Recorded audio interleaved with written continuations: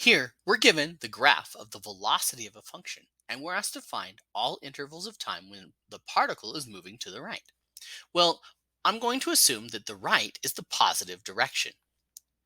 Well, if I want to find where something is going in the positive direction, that means its slope is positive. Well, its slope is the same as the derivative, and the derivative of position is velocity. So really, I'm just looking for where the velocity is greater than 0. That would be where it is moving to the right.